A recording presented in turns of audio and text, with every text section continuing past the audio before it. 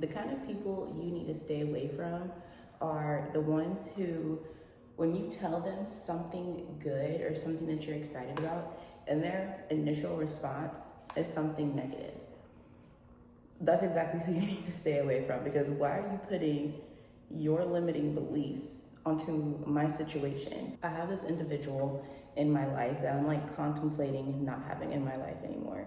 But and sometimes you can't get rid of these people. Sometimes it's your family, sometimes it's your friend, sometimes it's your significant other. But people who have a negative initial response to whatever you're excited about, or something that you are telling them that you want to accomplish, those are the people you don't need around, and those are the people that you don't need to tell your good news to. Pay attention to people's reactions when you're excited about something that you've been wanting or something that you're getting ready to do, and pay attention to how they respond.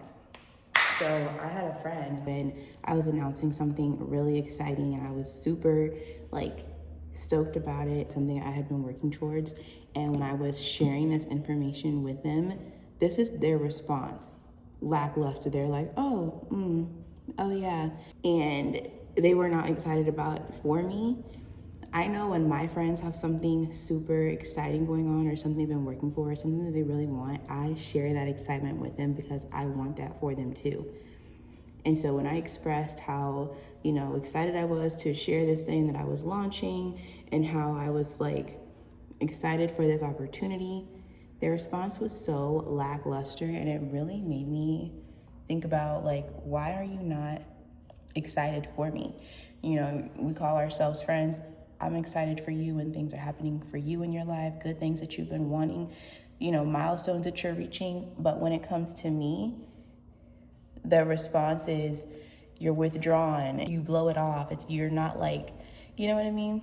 Those are people that I don't want around me when I have good news to share. And I find myself keeping more things to myself because I don't want my balloon popped. I don't want my bubble burst. And those people in your life that are like that. I remember a time when I started working with EHP Labs. So if you're new here, I do work with EHP Labs. They call their sponsorships athlete. You're an athlete with them. So EHP Labs is a supplement company, and it had been one of my goals to work with them. I wanted to work with EHP Labs so freaking bad. And they're not called ambassadors, or not called their influencers. You're an EHP Labs athlete when you start working with them. And so when I first got the message from my manager at the time that they wanted to work with me, I was so excited. I didn't tell anyone until I signed the contract, because keep your mouth shut until contracts are signed. But once I signed the contract, I told someone very close to me. I was like, oh my gosh, guess what? I'm gonna be an EHP Labs athlete. Do you know what the first thing out of their mouth was? You're not an athlete. Not a congratulations. Not a, oh my gosh, I'm so happy for you. The first words out of the mouth, why? You're not an athlete.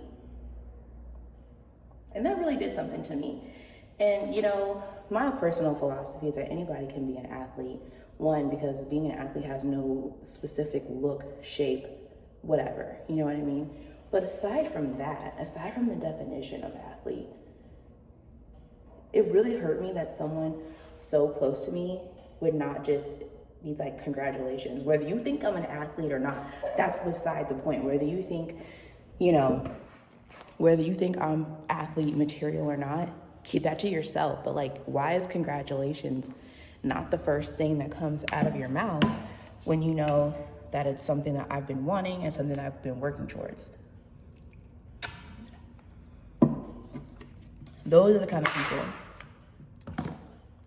people you don't need around you. If they're family, and then it's somebody in your family that you can't, obviously, you can cut anybody off. You can cut contact with anybody,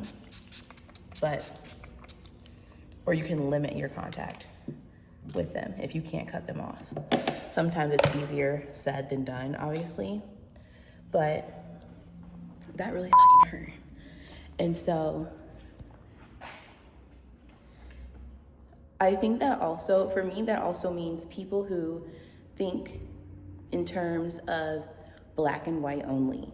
Like there's no like optimism involved. You know, it's like, oh, well, this is the only way to do it. No, it's not. I personally am a firm believer that anything is possible. So if I say I want to do something, whether the odds look like they're in my favor or not, I'm going to find a way to make it happen for me. And that's just my personal belief. And so I find that people who have limiting beliefs or people who just automatically place their limiting beliefs onto me, that's not somebody I can be around long term in any capacity.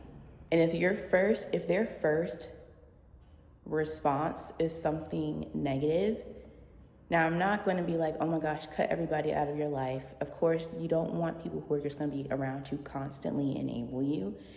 But you guys know what I'm talking about. The people who are just always negative and they don't believe in themselves, so they don't believe in you either. I really think that's what it is. I'm going to boil it down to that. They don't believe in themselves, so they don't believe in you either. Because I believe in myself, and I believe that what I want is possible, and I'm going to get it. And I believe that for other people too. Like if someone tells me they want to do something, hell yeah, you can. You can fucking do that. Let me leave that out. If you tell me you have a goal and you think it's not possible, let's find a way for it to be possible. My first response is never going to be why. Why you? Why not me? You know, when people are like, why me? Why me? Why not you? So like my first response is going to be to always believe in the person. It's going to be to always figure out a way how to make it happen versus all the ways that it can't happen. And those kind of people are the ones that I don't want around me. So I'm in the gym actually right now. It's like 6 o'clock in the morning. And what happens when people tell me that I can't do something, it makes me want to accomplish it even more. So while they're sitting there saying, you can't do it, while they're sitting there saying, that's not possible for you because X, Y, and Z, look, I'm over here making it happen, and it will happen.